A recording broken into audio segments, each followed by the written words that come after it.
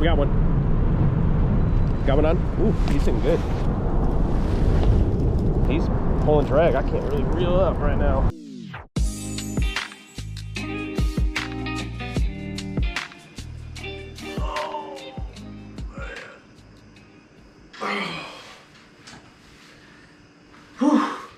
Good morning. Get my coffee finished up here. All right, we're heading to the river today. I already went out yesterday and scooped up a whole bunch of bluegill. So I got some live bluegill here. I also have my cast net, so I'm gonna maybe try to net some shad. Who knows, maybe some more bluegill. All right. Just pulled up. Man, I don't know what it is about the river that just attracts creepy people, man. Like, it's different when you see like somebody here with a boat or fishing poles. You know, like, oh, okay, that's just a fisherman. He's getting here early to fish. You just see like random cars parked here. The sun's like barely coming up. Once I pull in, they like take off like I'm the cops. I'm talking, when they just see me turn the corner, man, those guys, they straight booked it. I'm just like, what are you guys doing? Yeah, I brought my cast net with. Man, it just smells like urine over here. For my big cast net. This one's already... God, the smell of urine is unreal over here. Literally, it smells like everybody's just been coming over here to pee. Oh my gosh, that's a bad smell. Yeah, I mean, I've seen it everywhere though. I see people on videos talk about it. Where I'm from the suburbs of Chicago. You go out to the river, man, it's a little rough out there. This net here is pretty beat up. That's why I'm using it. Just throwing your net by a river is always kind of sketch.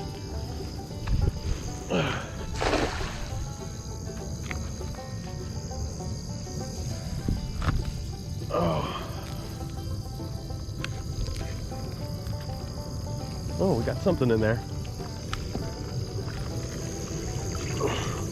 Oh, good. We got some shad. Okay. Oh.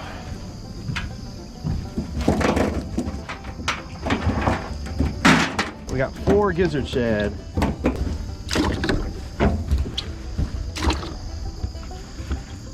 Whew. I just want a little bit of variety of baits. Okay, let's just not fall in here.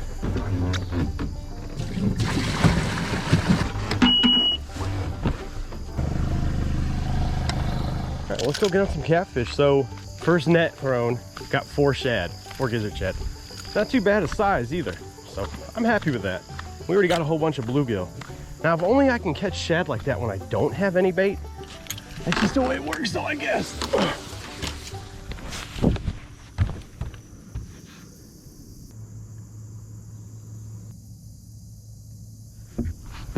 All right. Go ahead and take the old Crocs off. I used to not be the biggest fan of Crocs. I actually used to make fun of everybody for wearing them, but man, they're not a bad little sandal to have, especially for like boat shoes, I guess. I'm just wearing them around the house, whatever. So the good news is we got all of our bait. It's nice and early. So just to sum things up again, so we have bluegill, live bluegill, and live shad. I wanted to be able to use at least a couple different baits. See, hey, maybe they're preferring one over the other.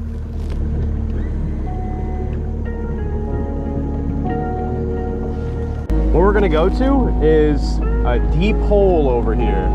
There's this deep hole, and I'm hoping to find some fish there. When we go over that deep hole, if there's a lot of fish there, we're gonna drop the trolling motor, spot lock over it, and suspend some baits over it.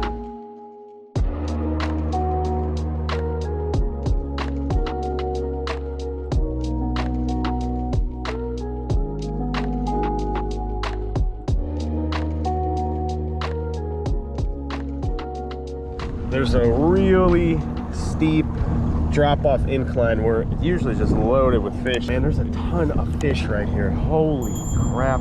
My goodness. So this is my main thing of what I was gonna do. Man. If I go slower, it'll look a little bit clearer. Yeah, I mean, this is the most fish that I've seen since I've been out here. There's actually still some good current flow here. We are not gonna drift fish this, but we're gonna spot lock. We're just gonna start dropping baits down right now.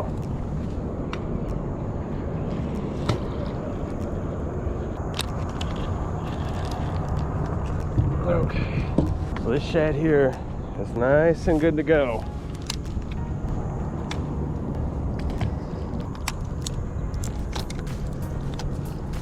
Okay.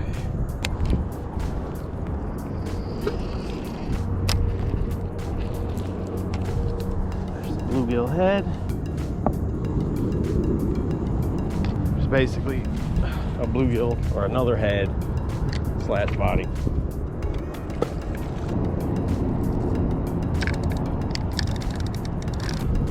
And now we wait.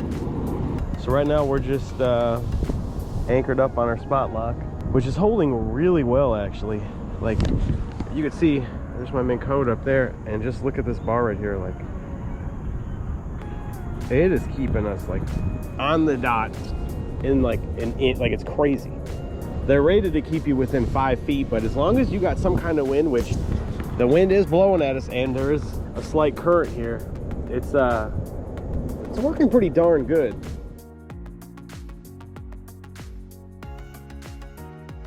It's raining again. I said it's supposed to be over at 7:30. Well, it's 7:30 now. It's supposed to be over at 10. Hopefully it's not bad. It doesn't look like storms. It's not storming. It's not a big deal. All right, we got something playing with this rod up here right now. Might still be on there. That's a pretty heavy rod actually. He might be a little guy. He might be on there. I'm gonna wait though.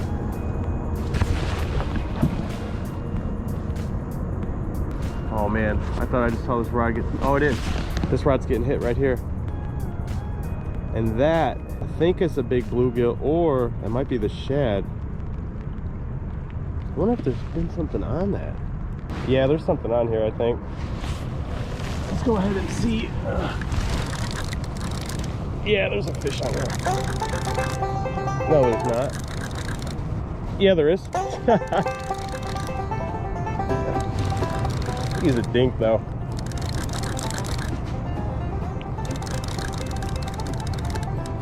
I'm gonna reel him up slow. I forgot we're coming up from 48 feet.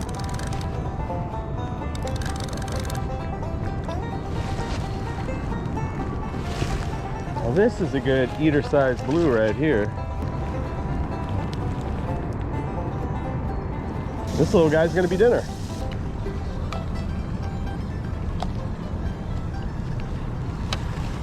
Oh yeah, this is perfect eating size. All right guys, it's time to move spots. We caught one. One is better than none.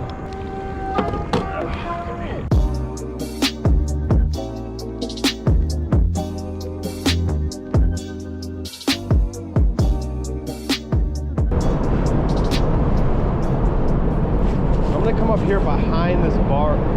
Just come up here behind this pillar. Where all the slack water's at.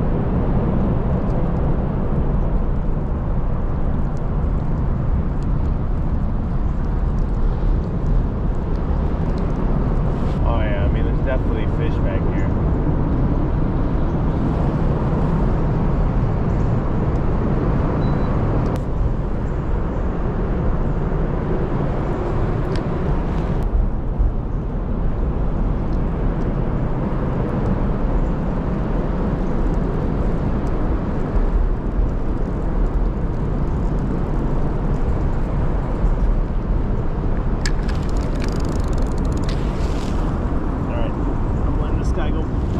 Bottom. I'm gonna put another live shad on. A whole shad, I should say. I feel like I'm in a good place here. I'm in an eddy, like a big old break over here. So, okay. There's my shad right there. The only thing I'm slightly concerned about is I'm still kind of under the bridge. My trolling motor kind of tweaks out right here because it can't get a clear signal.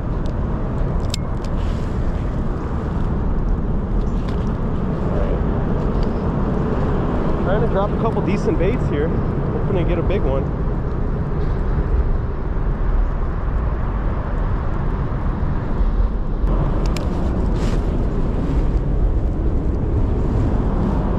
Whoa. there's legit some big old fish down there. Those are some big marks. I mean, you could see the fish down there. And I'm keeping my baits held. I'm manually having to keep myself right here. If I catch a fish, oh, here we go. We got one. Got one on? Ooh, he's sitting good. Oh, wow. I think he should take a drag.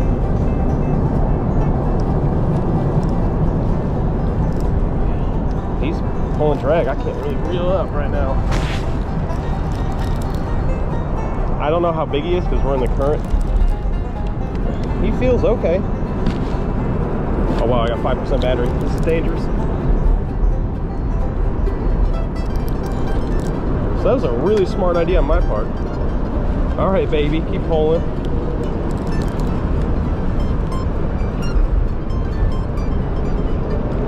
Oh wow, yeah. He's pulling all right. This is on the shad.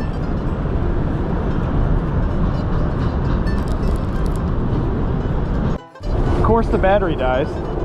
Why not? So I put the rod down, put in a new battery. Let's make sure we're rolling. All right, we are. He's pulling pretty good. He feels like he's a fun size one at least. Oh yeah, this is a good size blue right here.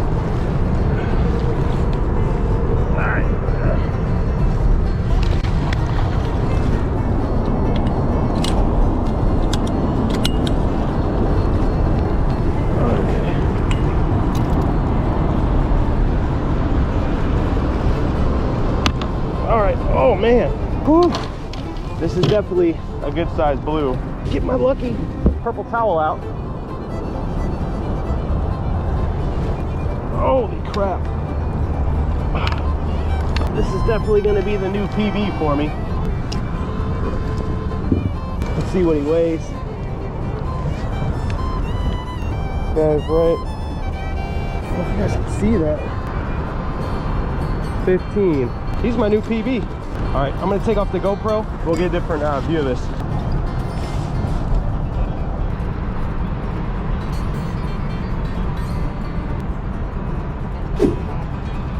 All right, go ahead and let him go.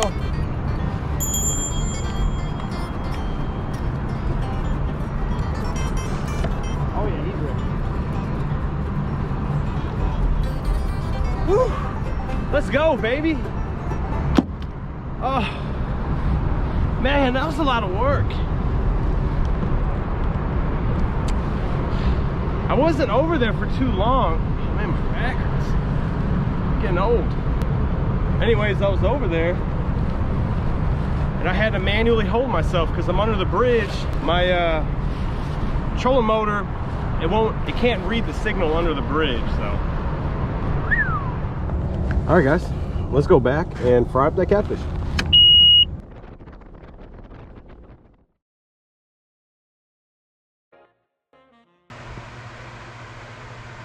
All right, so we're about to fillet up this little blue catfish. Now, since I'm only doing one catfish is enough for one meal for my wife and I. So we also always do hush puppies and fries, and honestly, that's more than enough food for just the both of us. You know, if we have more people, obviously I would need more fish, but one will be more than enough. So what I do is I'm gonna give you a quick rundown, fillet them up. With me filleting just one catfish, one of these little knives here will do. So I usually only use my electric fillet knife for when I'm doing crappies, and I got like 20 of them, you know, if I got a lot of catfish. But for just doing one, this little guy works just fine.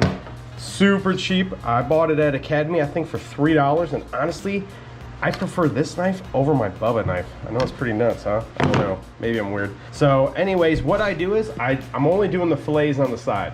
So I just want to forewarn everybody. I know there's a lot of tough critics on here about how you're supposed to fillet fish, yada, yada, yada. I just do the fillets on the side. I try to get as much meat as I can. Sometimes I miss a little bit. We're just gonna go ahead and fillet them up. Once I fillet them, I then throw them in a little bucket of water here with ice in it. Usually, if there's any blood or anything, it just basically seeps out and takes away from it.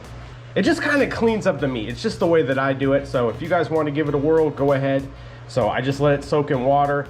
And then after I let it soak in there for, we'll just say an hour, take it out, dry it off, and I'll show you exactly what I do inside before we fry. These are just the steps that I do as I'm filleting them and preparing them to get fried.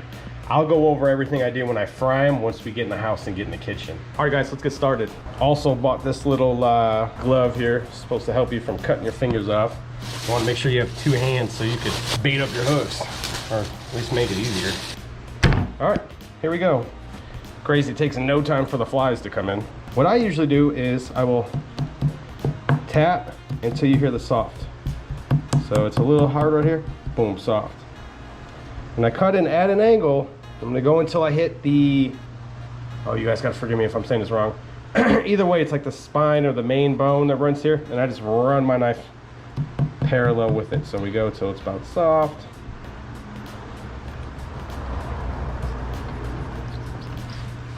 Now what we're gonna do, go ahead here.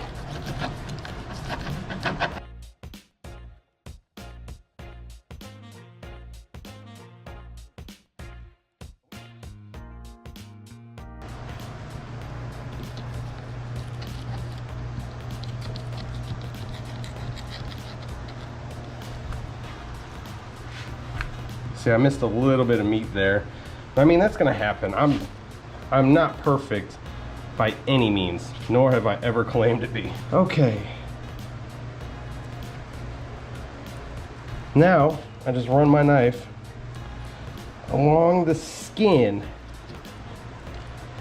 I try to get it flat as I can, and you basically are just cutting the meat right off. Man, these flies.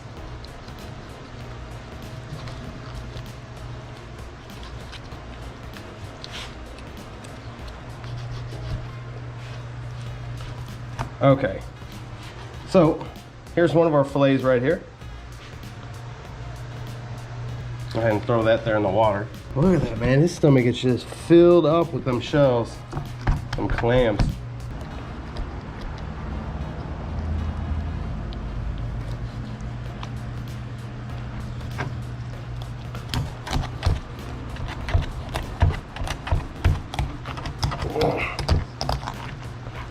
All right.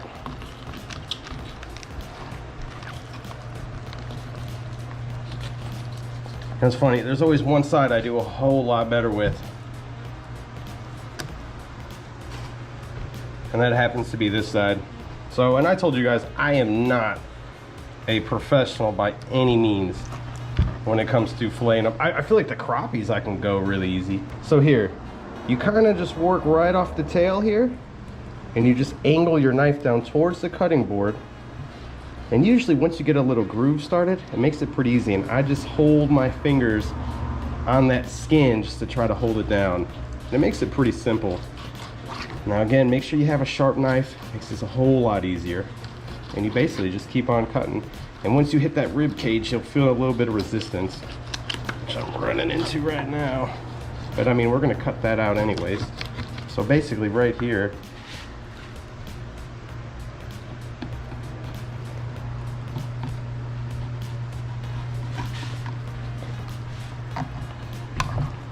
here we go. Here's my other fillet right here. So those are 2 big, or I'd say good pieces of catfish meat. I don't go under the chin. I know a lot of people do that. I told you guys mine is fairly simple, but this will be enough for my wife and I. All right, so now what I like to do is I like to let it sit in the water with the ice for anywhere from 20 minutes to an hour. It's usually around 30 minutes. After that is when I start preparing them to fry them. Once we get ready to do that, I'll turn the camera back on and we'll get this started. All right, so here we're getting ready to fry everything up. Right now I got the fillets sitting here in this little bowl of water with some ice in it, just cleaning all the gunk, if there's scales, blood, whatever. It's just making the meat look really clear. I mean, look how white that is. My catfish fillets, what I do first is I soak them in egg yolk, and then once they're in with the egg yolk, this is the seasoning I use. It's Louisiana fish fry. I think it's $1 a bag at Walmart. Tastes really good. I actually don't have too much experience with anything else because it tastes so good. I've never had to go anywhere else and try anything.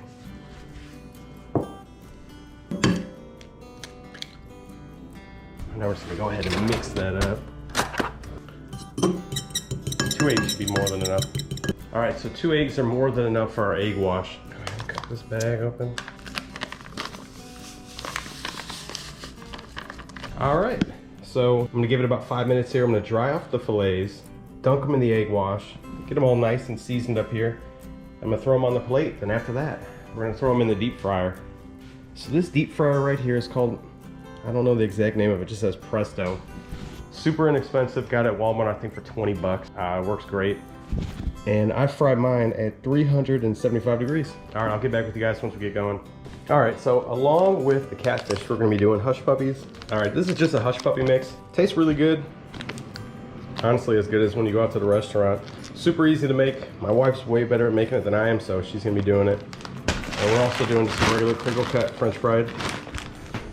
All right, so before I get ahead of myself, I don't like to fry my fillets big and whole. I like them in the small little chicken nuggets, I guess. And sometimes there's a little bit of skin left on here that I have to cut off. And I try to cut out all this red meat, or at least just kind of scrape it off. Let me see here. I think they call it the bloodline, or the mud vein. All right.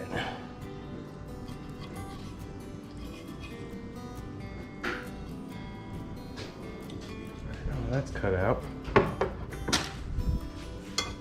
Now, you start cutting these up into some little chunks.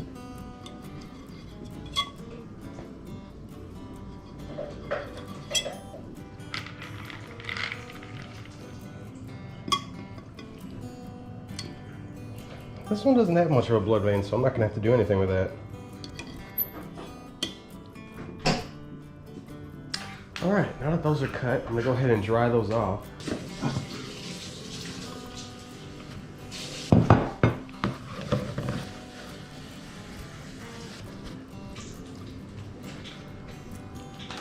Oh yeah. So I don't know if I got to mention too, so I put my fish just in one fryer here, and all of our fries, hush puppies, we have a bigger fryer for that, just so you don't goof up the taste. They're both the same deep fryers, and we're about to load the fries in right now.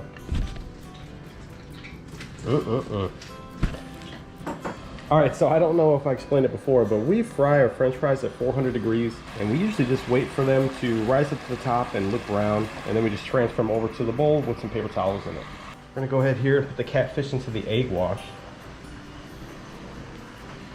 I just like to get it nice, juicy. You know what, let's move this over a bit so I don't make a mess.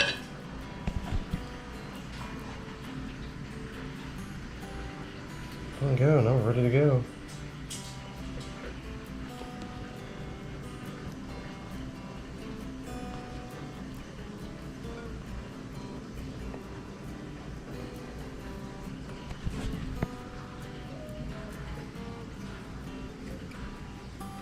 I like to be pretty generous with the breading, so I'm not going to reuse it once I'm done with all this.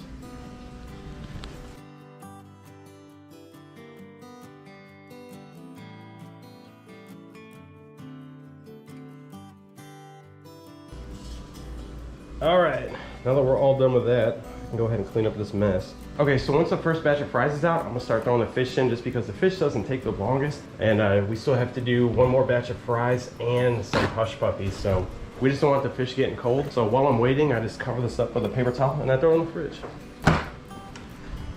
Oh boy. All right, we'll be back once it's time to go. All right. We got my wife over here mixing up the tartar sauce. How long does this usually take you to make? Maybe 5 minutes. 5 minutes. It tastes so good. Anytime we go out to a restaurant, I don't have tartar sauce that tastes as good as this. Well, this is Cajun tartar sauce too. So there's a lot more spices and a different blend than just the plain relish and mayo. It tastes really, really, really good. And the trick with it is you want to let it sit for at least 15 to 20 minutes in the refrigerator and let all that flavor bloom. All right. So I think these are about done right now. All right, transfer these bad boys over.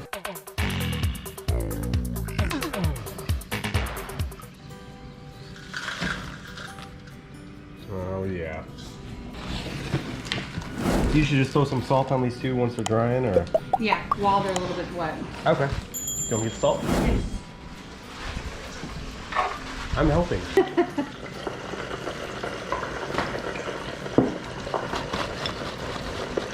Oh yeah.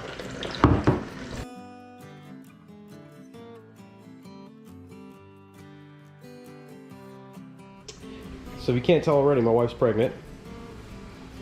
We got a little guy on the way here in the next month, I think. Yeah, 6 weeks, 34 weeks today. All right, 6 weeks will be here. We'll have another little fisherman in the house. All right, so what are you doing right now? This mix calls for 3/4 of a cup of water or milk. I like to do water. Okay. And then you just combine your dry pouch, and then it has to sit for, woo, it's easier if you tap it down. But then it's gonna have to sit for 5 minutes. All right. And that kind of gives it a little life. These taste so good too. Mm-hmm. Like whenever I buy some kind of mix like this, I never think it's actually gonna taste that good, but honestly, it tastes as good as when you go out to the restaurants. I was really impressed with it. And I think this is only like $1.25 a bag at Walmart too. It's really inexpensive. And do you just mix it up till it's like a peanut butter taste? Or yeah, once you combine all your dry into your wet, okay, you'll just mix that up and then you'll let it sit for 5 minutes. All right. Does it just sit in room temperature? Sit Does at it room go in the temperature. fridge? Okay. And then I'll get my spoons ready.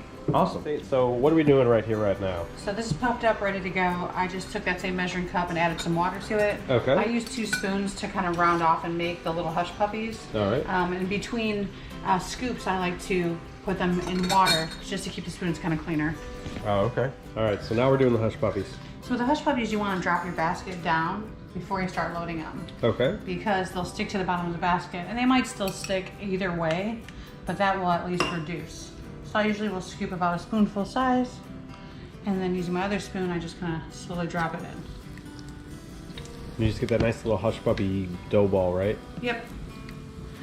Nice little round. And how many do you put in here at a time? Probably 4 or 5 maximum. It smells so good already. Oh yeah. And how long do we let these? Is there a time limit? Do you wait for them to float, or is it just by the look? I just wait till they're nice and brown. All right. And now we can start the catfish, right? Yep. All right. So everybody fries theirs differently. I like mine crispy, and that's why I make them into small little chicken nuggets here. Now I usually fry mine around 3.5 to 4 minutes, and I know they're getting fully fried, but I usually fry them for about 3.5, 4 minutes. Flip it, give or take a couple minutes, and just make sure it's nice and crispy. I like mine having that little crunch to it, so I think I'll have to do about 2 batches of this just because of the size. So here, let's go ahead and get some of these bad boys loaded up in here.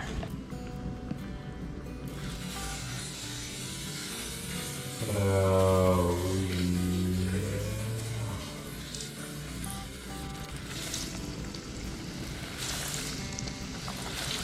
I think I could do 5 pieces. That'll probably be fine. And I'm gonna go ahead and drop that basket in. And now, it's a smart idea. Bust out your phone, put the time limit on. We're just gonna do 4 minutes right now. Once the alarm goes off, we'll know we're good. Oh, mother of God. So once these start to float, one side will be brown and the other side won't. So this was maybe about 3 minutes, maybe. Oh my God, I it give does it look absolutely half amazing. a second, then I'll drop it back down. Oh. See how they flip back over? Yeah. I should have flipped them a little sooner. Rascal. Get back around here. Awesome. It's just All top right. heavy. It'll do its job. Well, I like my women. All right, perfect. Oh yeah. All right, ready to go. All right, take out the first batch of hush puppies here. Beautiful. That's the golden brown. We call these Robin hush puppies There we go. because they're beautiful. All right, our timer just went off, so we're gonna check out this catfish right now. They're looking wonderful. Got the golden brown look. I always flip them over, and then I leave them in here just for about another minute. Just to make sure they get cooked thoroughly. I like them a little crunchy. All right, now it's time to get this catfish. place them right on the paper towel to trip all that oil off. I usually will grab another plate and flip it upside down on top of it just to hold the heat in. All right. Perfect.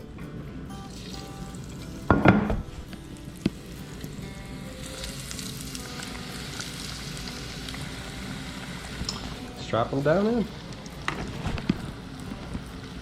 Whoa. So, all right, I'm gonna go ahead here and just flip these guys. I always like to flip them and let them just sit in for another minute. Now we can go ahead and just set the alarm for 1 minute. Hey, check out this shirt I got. This is a pretty sweet shirt. Probably my favorite shirt. I like it. It's a good looking shirt. All right, these are just about done. Go ahead. So everything here in this pan. So this will be more than enough for me and my wife right now. And everything remaining we're just gonna throw in there and fry up while we're eating. Here's the finished product.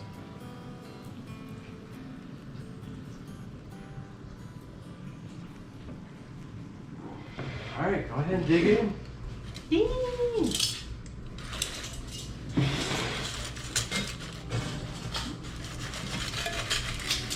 Oh yeah, that's a daddy amount right there. All right. No, I'm ready to eat. All right, let's do this. All right, so what are you gonna eat first? I'm gonna go for the catfish first. All right, me too.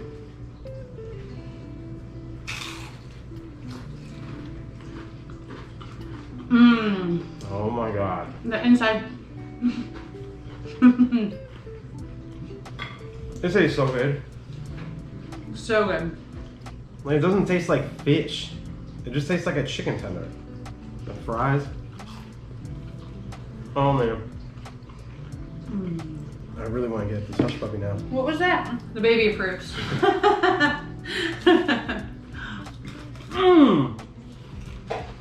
Man. Hush puppy tastes great too. But the catfish is pretty perfect. So good. Man. Outside is real crunchy. The inside's real moist, soft, no fishy taste. How do you get it without the fish taste? Is that part of is that part of just like rinsing it, or? I don't know. I guess I've never had it with the fishy taste before. You just get the right fish, I guess. You know, making sure it's not bloody, cutting out that bloodline or the mud vein, getting it into small pieces too. Like, I don't know. You just they're just nice and crunchy, but like it's moist. Like the outside's crunchy, but the inside's really moist and tender. And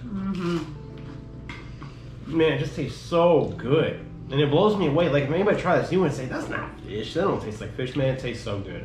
So not fishy at all. I think I did a pretty good job with the French fries and the hush puppies. French fries taste great. Hush puppy tastes great. Catfish tastes great. This was a great dinner. We can do this again tomorrow. All right. Well, I hope you guys enjoyed this. This is my first catch and cook. Everything tasted great. I tried to explain the best way I could of what I do when we're frying the fish, how I prepared it. The filleting, everybody has their own different varieties of how they fillet their fish. That's the way how I do it. I had my wife come and help me out. She's the one who does the fries, the hush puppies. She did a great job. She makes the homemade tartar sauce. I know it's not the hardest thing to make, but she didn't want me to give out the recipe of doing it, so I'm sorry. But if you guys want it really bad, maybe I could figure something out. So, all right, well, hey, thank you guys very much for checking this out, and we'll catch you guys later. Hey, if you guys made it to the end of this video, thank you guys. I want to personally say thank you guys for making it to the end of the video. Give yourself a little pat on the back. I know it was a long one. You guys know I like my videos long, but personally, I've never did a catch, clean, and cook before, and I wanted to try to cover all my bases. So, the way how I fillet, I know I'm not the best filleter. I mean, I'm sorry. It's funny. Usually, once I get a couple fish going, I'm pretty smooth.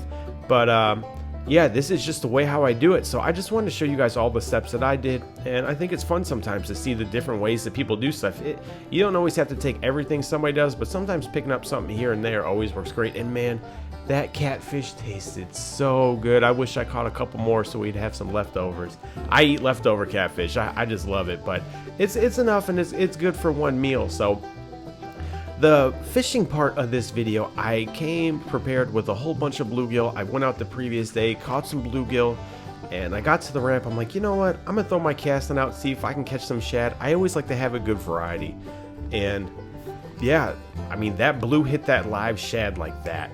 And that was a blast. When you can get yourself in an eddy, I was right behind that bridge pillar. It's in that slow current, and man, I skinned some big fish down there. And I went out of my comfort zone here with using live bait, and big live bait at that. So lots of times when you use that big live bait, you kind of eliminate those smaller fish for the most part. At least in my experience, I've seen that. But I've always been kind of more of a numbers guy.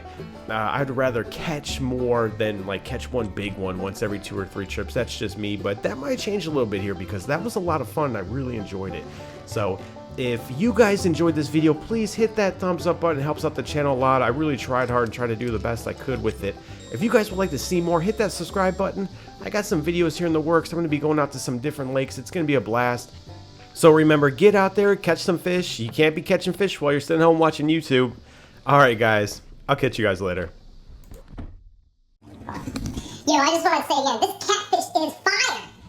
Oh my god.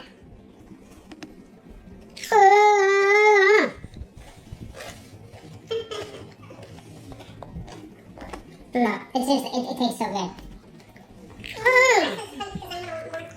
Oh my god! Bye, have a great time.